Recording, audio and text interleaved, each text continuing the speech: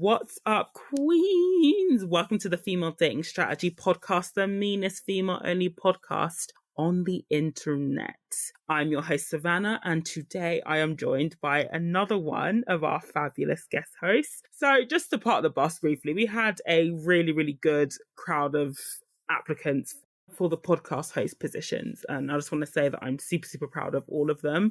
Putting yourself out there on a podcast is not an easy thing to do, especially if it's not something that you're accustomed to. So I just wanted to break a bit away and just say I'm really, really proud of all the women who are coming on here, to basically audition. I say audition in quotation marks, but also to share, their ideas and their episodes with us, because it's not an easy thing to do. And I really appreciate being able to talk to each and every single one of them.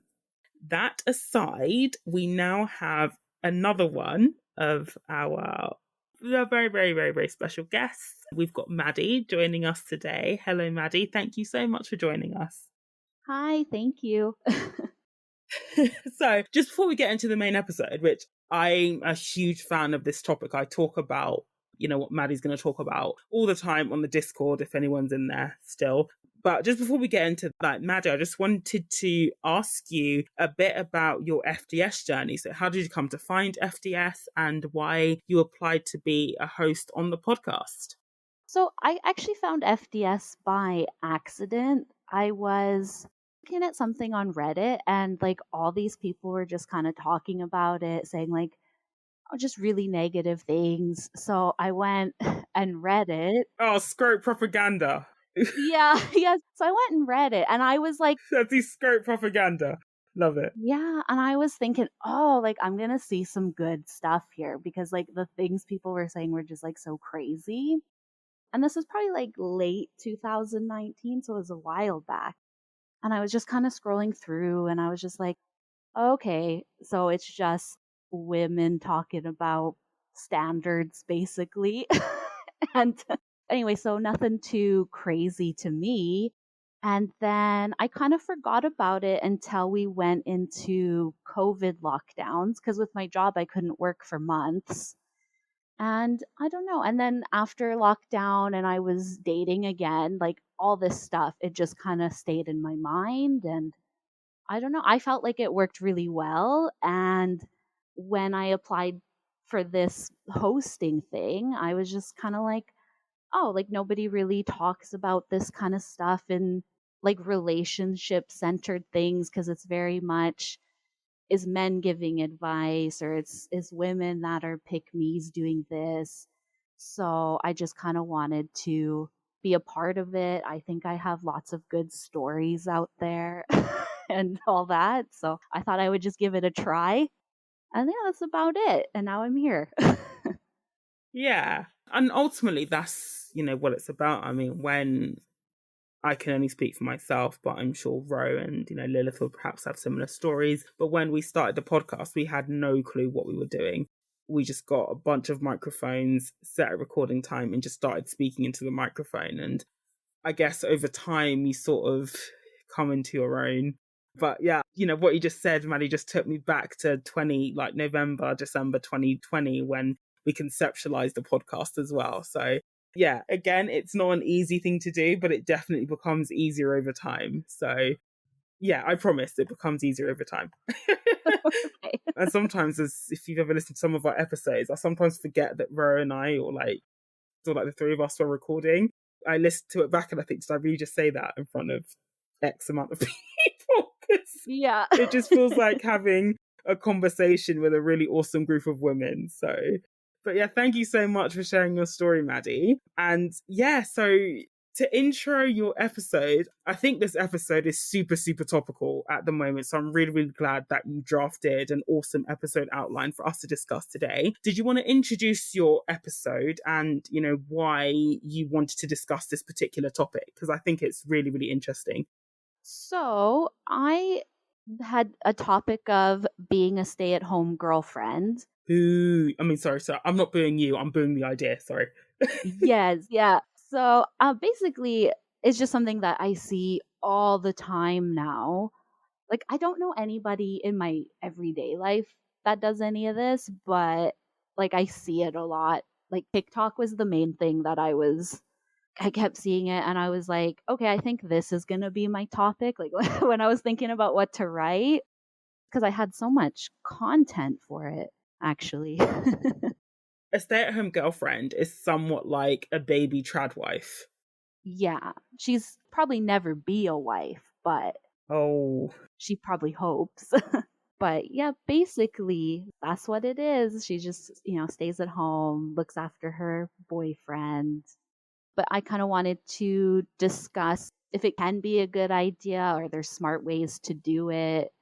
So it seems to be mostly young women that moving in with their boyfriends. And what they do is they take care of him, they mother him, they clean up after him, they cook for him. I don't know why they do it, but that's what they do. and are they working when they're having this arrangement? It doesn't seem to be like, I think lots of them, they're quite young. So maybe they just finished university or maybe they worked for a little bit, but their job is basically to take care of their boyfriend. Okay. Yeah, it's not good. And I don't think it's a super new trend because we've always taken care of men. And I think you see it a lot when men are widowed. They always seem to find somebody else like so fast.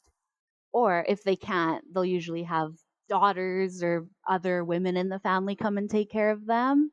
Like, actually, in my family, we had this one family member. He was married to his wife for a long time, like decades and decades. And when his wife passed away, he got like a girlfriend, I swear, like months later. It was like really fast. And everybody kind of just, we talk about it secretly, but because we all think it's so weird. Like you're married to somebody for 40 years and then you just kind of, you just find somebody new. You just find a new replacement. Yeah. Yeah, and that's basically how I kind of look at their relationship. Like they're also kind of a weird match, but he probably doesn't care, right? So that's what he's doing. Or sometimes the daughter comes to take care of him too. So they always need somebody, it seems. They tend to lean on women in their life as well, not necessarily their sons or their brothers or their, other male relatives too.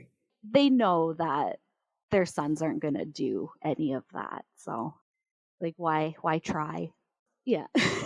Yeah, that's a rant for another day.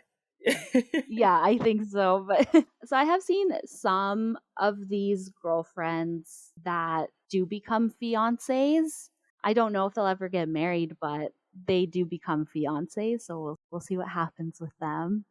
But the main thing that they seem to do is they wake up early, they'll make their boyfriend a coffee, make him breakfast, then she'll clean up. They always seem to have like an hour-long skincare routine, and then she always goes to Pilates. And then she comes home, takes care of her boyfriend for the rest of the evening.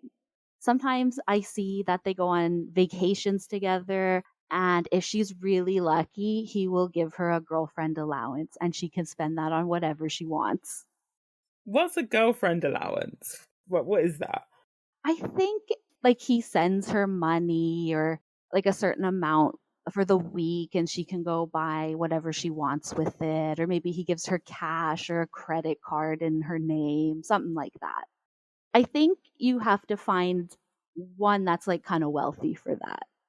I don't think most are getting this, but Yeah, I was thinking, I don't think most of them are probably getting even a fraction of this financial support, to be honest.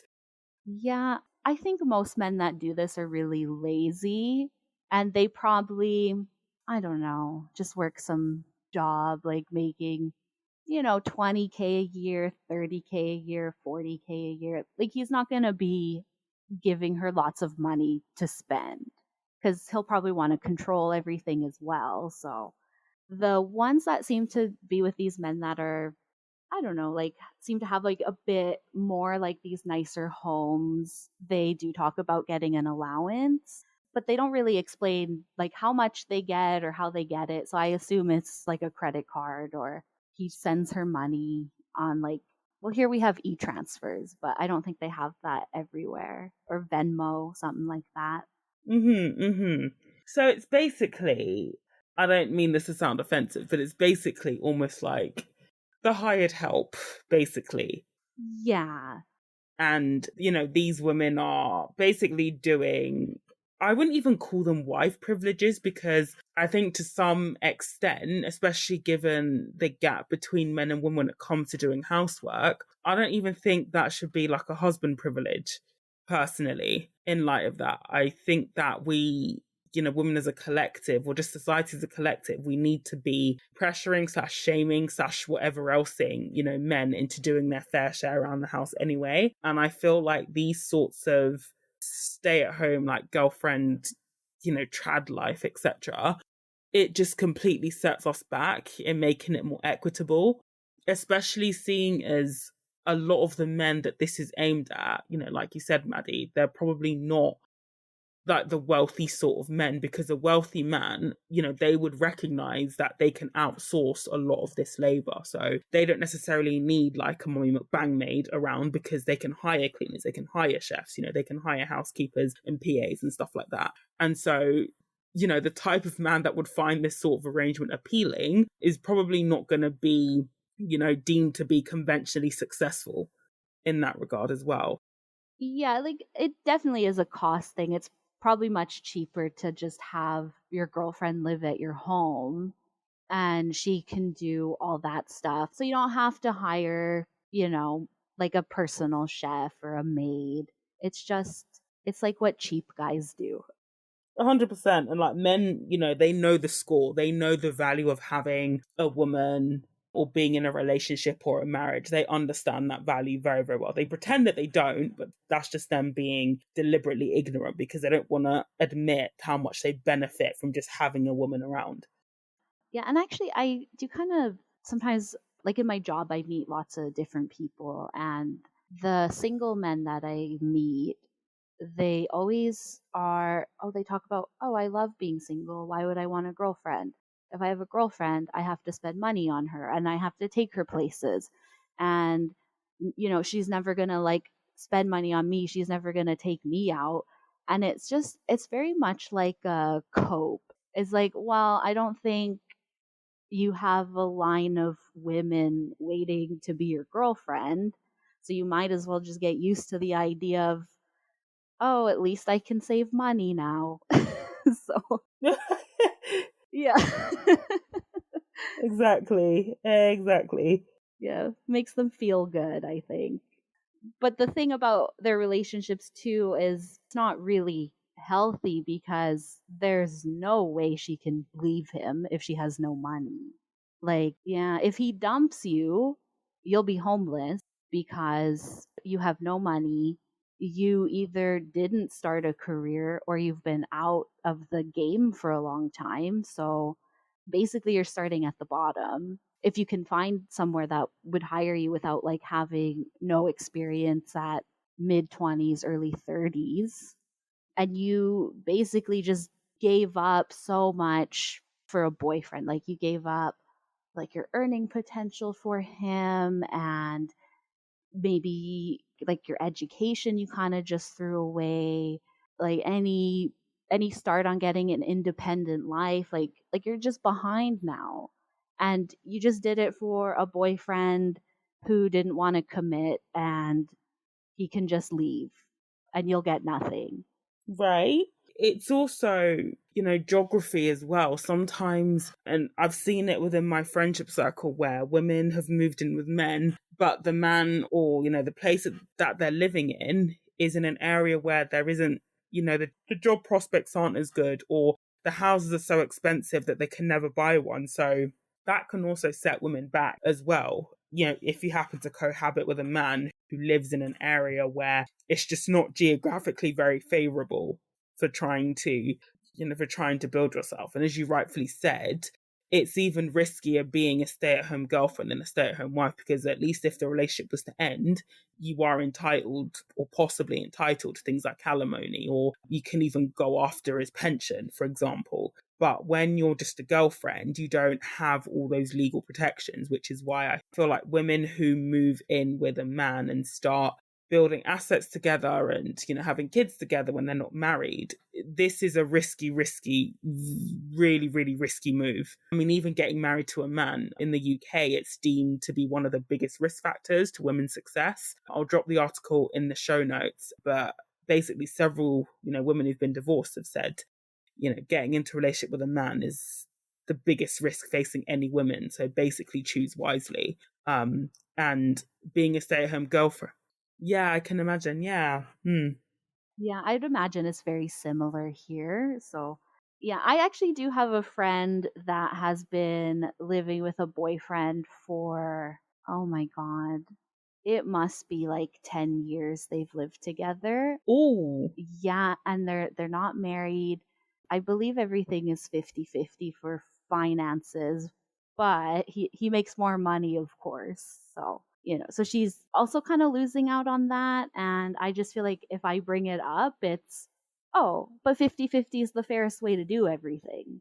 Or, oh, well actually, I know I was talking about getting married for the last 5 years, but I'm okay if we never do it. It's just, oh, I don't get it. it just sounds like it's cope. Yeah. And no, like 50-50 isn't the fairest way to do things if you have a huge income disparity. And in actual fact, it advantages the man to go 50-50 because he's actually paying less.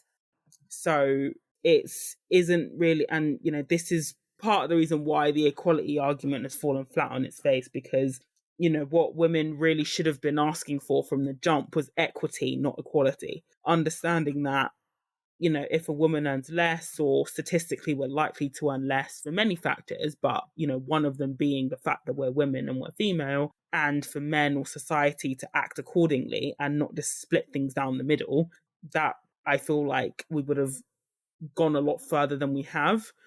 Because, we were sold, and I guess society, and I suppose like men were sold, oh, you're after equality. And it's like, well, no, equity is really what people should be after. Yeah. We can't make up like all the things that have happened from like the beginning of time to now. Like, Exactly. yeah, it's even now, I think we're still very much behind like in society compared to men too. So like there's really no point in asking for equality if maybe the next 2000 years men are kind of treated like how we have been. Well, then maybe things can kind of equal out, but that's never going to happen. Exactly. Yeah, exactly. And equity is really the only way to get us there. So in terms of the, let's say, for instance, because I recognize that not everyone, that people who listen to this podcast are at different stages of their journey, FDS journey. So we have, some women who can recite the handbook back to front, and we also have some women who might be curious, right? So what sort of advice or tips, I guess, would you give to a woman who is considering? It may not even be the full, I guess, like semi-trad wife arrangement, but even just moving in with a boyfriend. What would be your advice? Yeah. I think if you're going to live with a boyfriend, like even apart from this stay at home girlfriend and not having a job, I think you just have to keep your money separate. I think you shouldn't make big decisions with him. I think he should also have to pay for most things. And I think you need to put your money into a savings or something, because if he finds somebody new and just dumps you immediately, well, now you need a damage deposit on an apartment, or, or you got rid of all your furniture. So now you have no furniture, or you're going to have to buy like all this stuff. Like it's going to cost you probably a few $1,000s to like do all this. And then it's worse for these stay at home girlfriends, because if they get kicked out, it's like, oh, okay, well, I have nothing. So I really think if these stay at home girlfriends are smart, they would take, if they get a girlfriend allowance, they need to take it and they need to invest it in something, or use that money to make money for themselves, or or get these boyfriends to like to do something. So if something happened, she can have some kind of income after. Because I think it will take some time for somebody like that to get back on their feet versus if you're living with a man and you have a job. I think the most stressful part of that is just moving out, which costs money. But hopefully you've been saving all your dollars just in case if something like that happens. So I was also just going to say too, when these women live with men, whether or not they have jobs is they're probably going to do a lot more in the home too.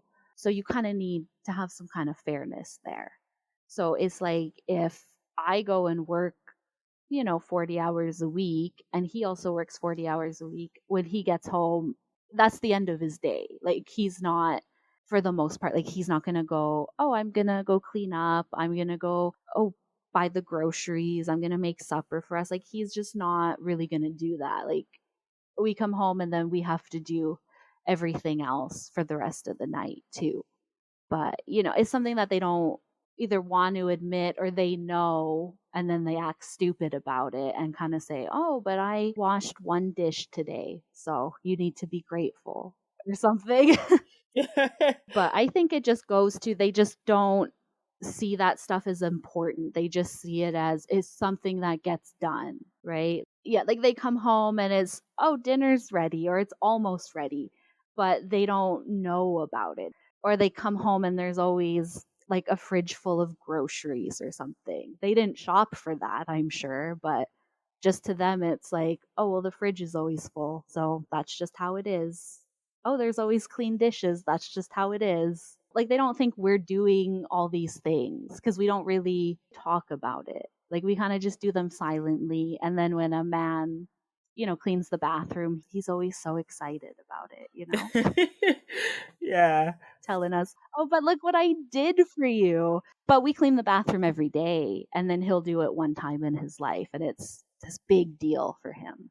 So I actually used to live with a boyfriend when I was younger, like early 20s. I used to live with one. And honestly, at that time, it wasn't, most of my friends were living with boyfriends and girlfriends. So it just was one of those things where it's just like, oh, that's what you do. So I did it. It was not very good. So now I never want to do that again. But when I lived with him, he went back to school. Like after high school, he didn't go into like college or university for like a few years. So he went to school and then I worked. And I basically had to make all of the money. And yeah, he worked a little bit, but I was pulling in like 90% of our like household income basically. And and at that time I was kind of like, "Oh, don't worry about this. I'll do it." Like everything at home, like, "Oh, it's okay. I'll do the laundry." Or, "Oh, okay, don't worry about this. Like you need to focus on that." And I did it No. the whole time he was there. And well, he ended up dropping out. So actually it was didn't matter that I did all this stuff for him anyway, because he just kind of gave up and was like, "Oh, okay, I'm done." And but this one day, like I just kind of had a day where I thought, "Oh, I don't want to do any of that today. Like I just want to lay in bed all day. This is my day off. I am not doing anything." But when he kind of noticed, these certain things weren't done, he was like, "Oh, well, why didn't you go grocery shopping? Why didn't you do this? Why is this like that?" Because like he never thought about me doing anything. It was just, it was just magically it's done all the time for him. And then when I decided that I wanted to go to school, I kind of talked to him like, "Hey, I helped you out a lot. Do you think when I go back in a few months, can you kind of contribute more?"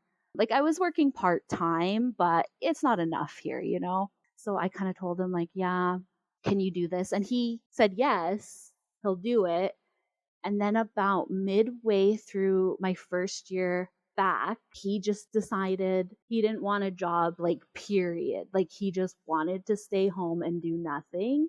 And then I had to start working more, and I never had money because I spent time in school, and then I had to work, and then I had to do eventually, like, I had to get like a second part-time job. So I was just doing all this stuff for him, like, so he could just sit around and do nothing. And I remember this one day I just decided, well, this is some bullshit. So I looked for an apartment and I got the keys to an apartment, and then I broke up with him.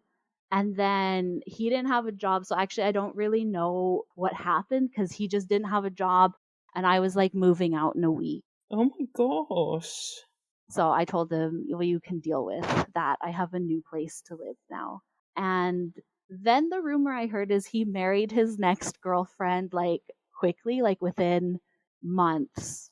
Like he proposed and then they just like quickly got married. So I assume she now supports him. But I don't really know. That was just the rumor I heard after. So they don't change. Yeah. So never again. Actually, after that, like later on when I found FDS and I saw all these things about, oh, don't live with a boyfriend, like get engaged first. I was kind of like, oh, it's so obvious now that I did it the wrong way. It makes sense now. So it's very much true. I mean, I've always even been of the opinion, like, I wouldn't even live with a husband if I ever get married. It will be like separate houses, ideally. But yeah, that's just me though. Sometimes I think about like I want to live in a duplex or something, and then I live on one side and then he lives on the other side. Like sometimes I think about that if I was to get married. So I get it. Some people think it's weird because they're like, oh, you wouldn't want to live with your husband? And it's just kind of, well, no, I have a life, so I don't need to be around him all the time. And then you can decorate how you want, and you just, I don't know. Sometimes it's just nice to have your own space. I know for me, I'm very quite introverted. So sometimes I get home and I'm just happy that nobody else lives with me. And it's just, I can be quiet and be in a quiet place. Well, yeah, and from a practical standpoint as well, it means if you have an argument or you split up, then you're not all of a sudden scrambling for accommodation or somewhere to live. Or, I mean, I get the idea of separate houses is radical, and I understand my essential privilege because not everybody is able to afford two separate homes, especially seeing as the cost of living crisis. I think it's, further pushing women into these situations where they have to be dependent on men for housing. Yeah, that's kind of the other thing. Actually, when I had written this, I just, I actually didn't really think about that. But I feel like in the months since I've written this, it's just like, I feel like things have gotten much worse now. So I do think it kind of puts us in a bad position where it's like, oh, do we move back in with our parents?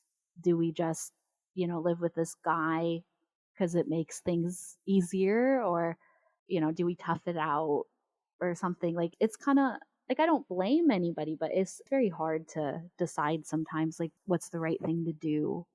What would be the FDS approach to this situation, in your opinion, Maddy? So if we had, say, a woman who is into FDS and she comes across a guy, he's like, let's move in together. He can even say, quit your job and, they never really they hardly ever explicitly say, a woman needs to move in and end up doing X, Y, Z for me. They never say it. Yeah, they're never going to say it up front. Yeah. Yeah.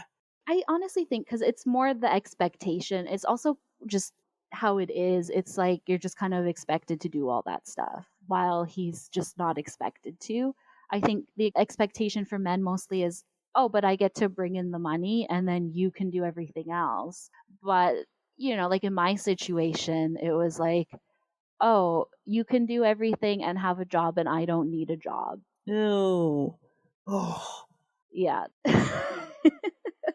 Yeah, what would be the FDS approach to this sort of arrangement, or the offer of this arrangement, I should say? Well, I would say the first thing is just don't do it. But Yeah, if you do, basically, don't do it. It's a scam. It's a trap. Don't do it. Don't do it. It is like you'll be trapped into doing everything. So just don't do it. I think, yeah, like you just have to find a way to split things. Like that benefit you. So, none of this 50-50 stuff.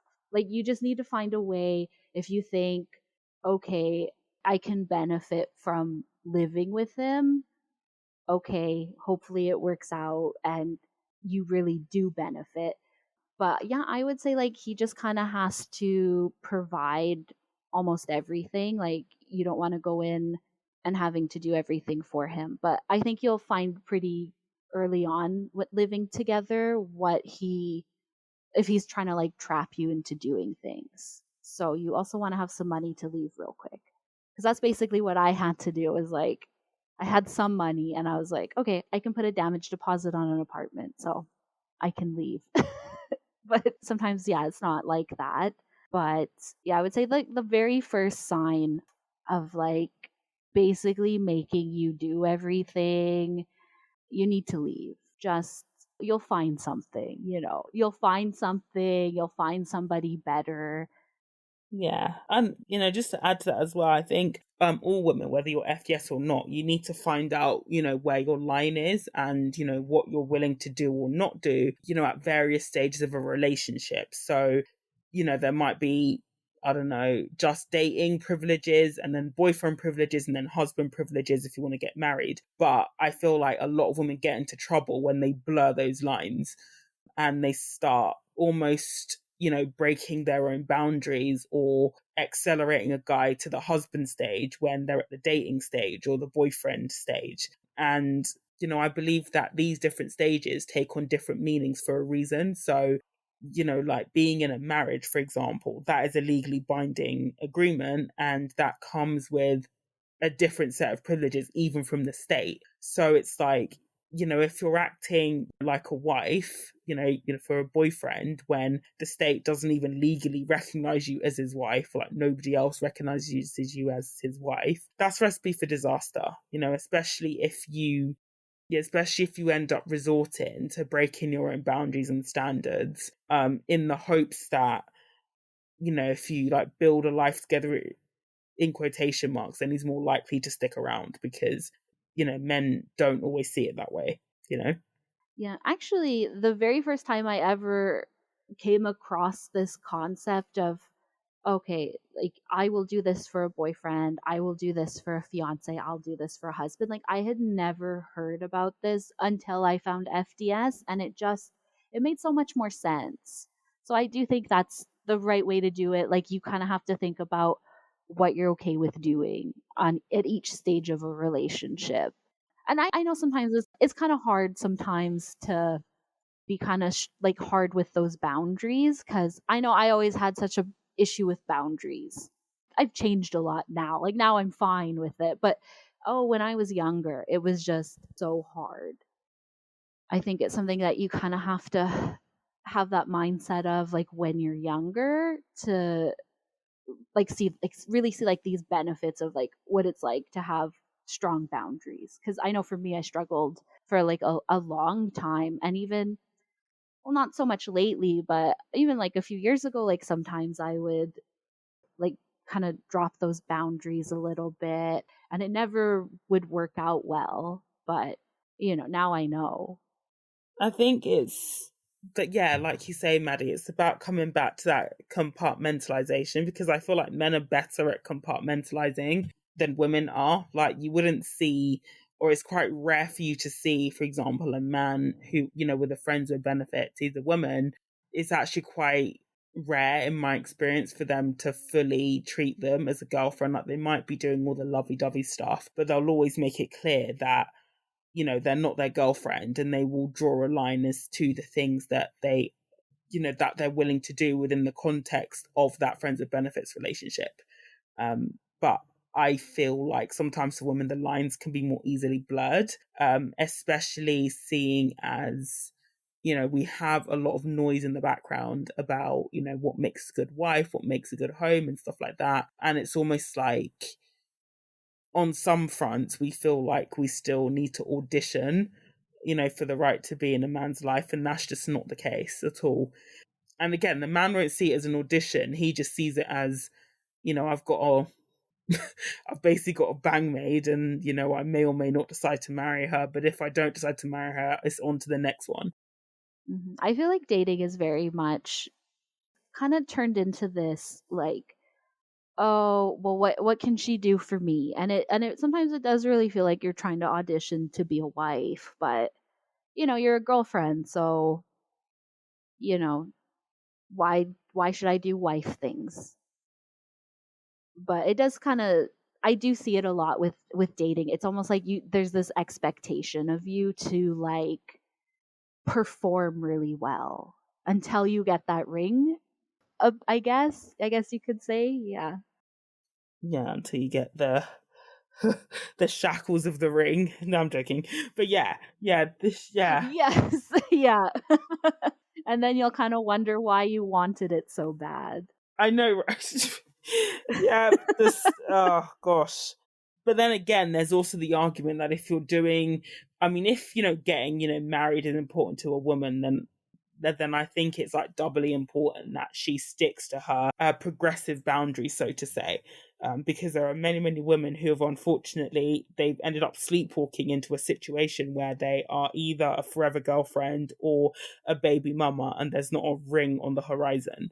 And that's partly links back to the topic of this episode, where basically playing house with a man, even if I mean, I still think that these men know what they're doing by withholding, the security of, marriage and a stable relationship. They absolutely know what they're doing. But then it just goes back to that old saying, like, what's the point if it's actually a lot more financially beneficial for a man to have a woman who is his girlfriend, who is having his kids, who he shares a house with, than a wife. And they know this as well, especially in terms of the legal liabilities. A girlfriend isn't entitled to alimony, for example, or spousal support. Yeah, and I know sometimes it's different depending where you are, but you definitely get the best outcome in a breakup if you're married. But some of these guys too, it's when they've been with their girlfriend for a while, it's, oh well, I don't really want to get married until XYZ happens. And then sometimes like these girlfriends, they'll jump through hoops just trying to make XYZ happen and be like, oh, so can we get married now? Because I did all this stuff that you wanted me to do. But the thing is, well, now he knows that you'll just do whatever he says. 100%. That eventually like the marriage won't happen because like he'll just get everything he wanted. He'll get everything from a marriage without actually having to legally do anything. To legally commit. Yeah, exactly. Exactly.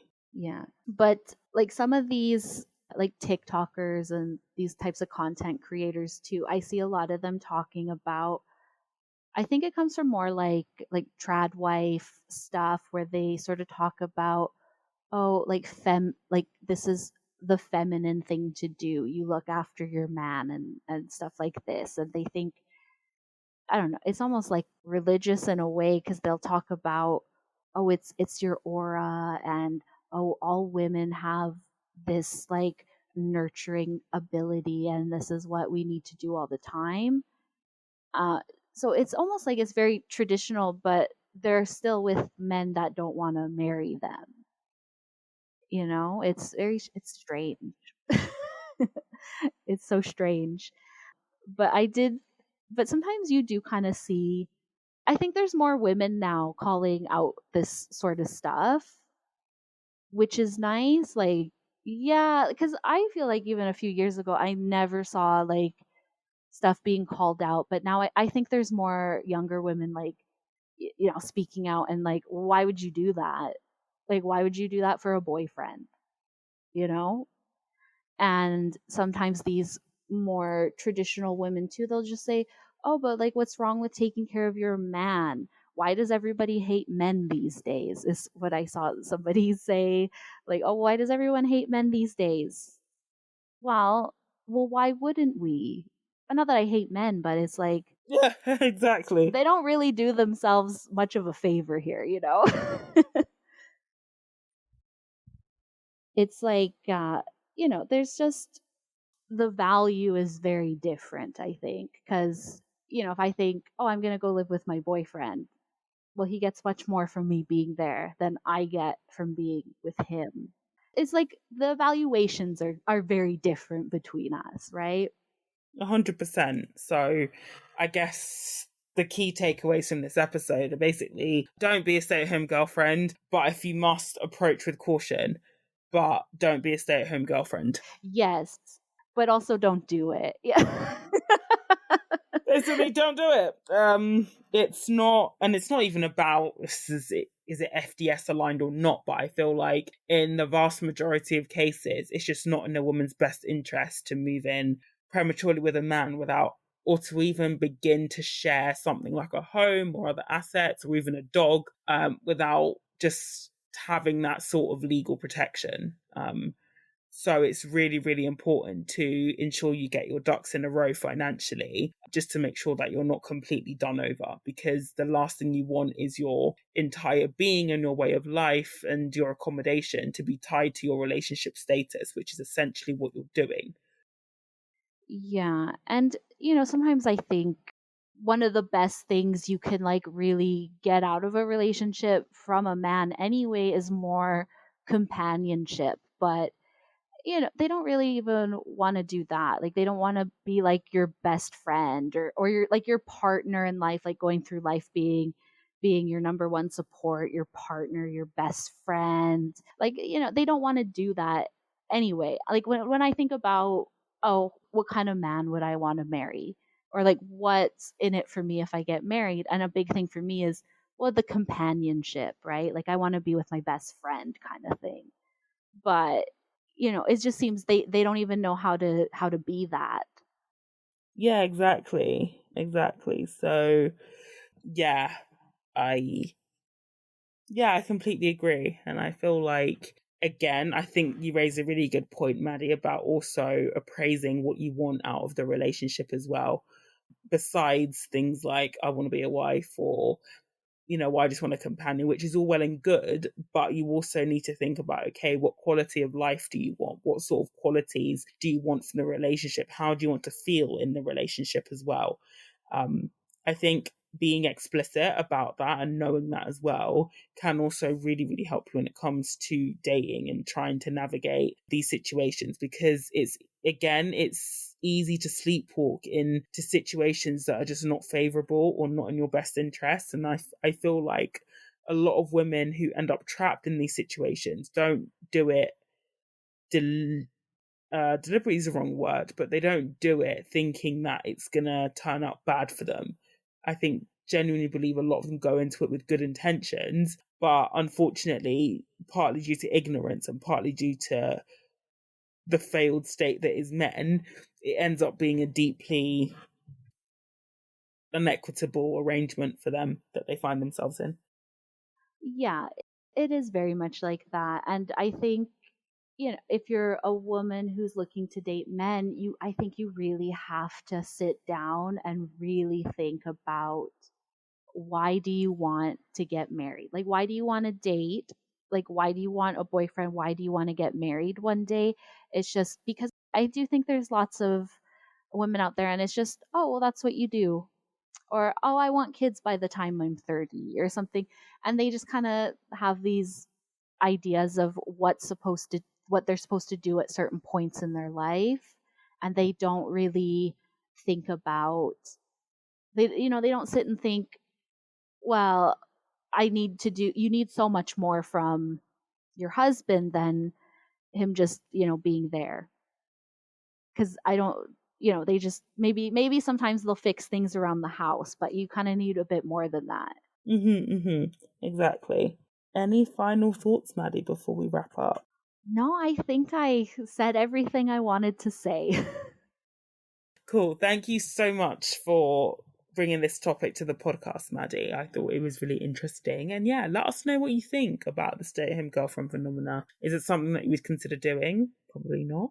Do you know anyone who's done it? Let us know your thoughts in the comments. It'll be interesting to read them. But that is our show for this week. You can check us out on Twitter at fem.strat. We are in the process of recording new episodes for the Patreon, so hopefully that will be back up and running soon with more exclusive content. www.patreon.com/the female dating strategy. Thanks for listening, queens. And for all you lazy scroats out there, die mad. See you next week.